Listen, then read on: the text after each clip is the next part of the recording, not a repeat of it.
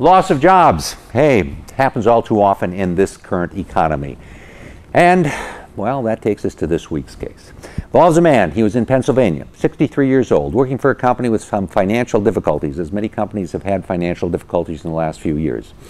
And he was faced with a situation where his company was saying, we're going to get rid of people around here. We've just got to have a reduction in staff because we've got problems.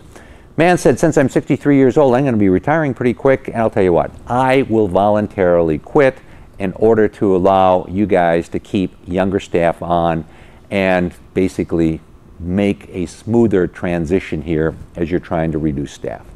Company said, okay, good deal. Man quit. They gave him a severance package. He then also brought claim for unemployment compensation. Well, the Unemployment Compensation Review Board looked at it and said, hey, wait a second, buddy, you don't get unemployment compensation because you quit.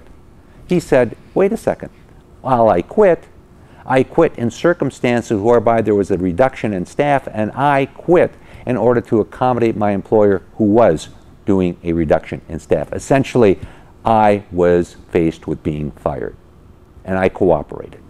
Therefore, I think I get unemployment compensation. Well, the board said no, no, no. He sued, went all the way up to the Pennsylvania Supreme Court. And up there, the Pennsylvania Supreme Court looked at Pennsylvania law, looked at the arguments, simple arguments, compensation board saying, hey, you quit, no benefits. He saying, I quit, but I quit because there was a reduction in staff, and what I did was simply additionally accommodate my employer. Supreme Court looked at those arguments and said, you know what? Given the circumstances, given the fact that his employer did in fact reduce staff, given the fact that he was there and offered to cooperate to provide for a pretty fluid transition while they were downsizing, we find that his termination, and we find it to be a termination, was in fact one not of his own volition. While he granted quit in the end, he did so because of the reduction in staff. We find essentially he was terminated, and therefore we find that he receives unemployment compensation. So what do we learn from this case? What do we learn from this case? Well, in this dire economy, what we learn from this case is that even though you may be faced with a situation in which you voluntarily quit your employment, if you do so when your employer has approached you and said, you know, Jim, Joe, Sally, Juan, here's the deal. If you leave right now, we're going to give you this kind of a severance package. Otherwise, we're going to have to terminate you, and it's going to be up to you, and you make a decision.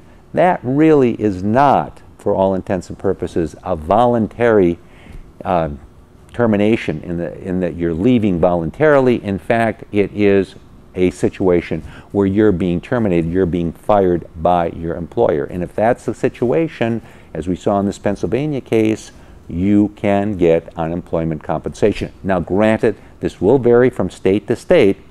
May not necessarily occur in your state, but as you can see, the law does provide for this to take place.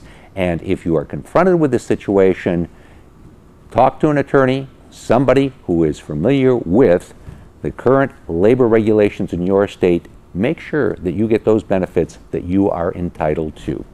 Okay, we bring you this cases, we bring you cases every week so you understand how the law works. I'm David Allen.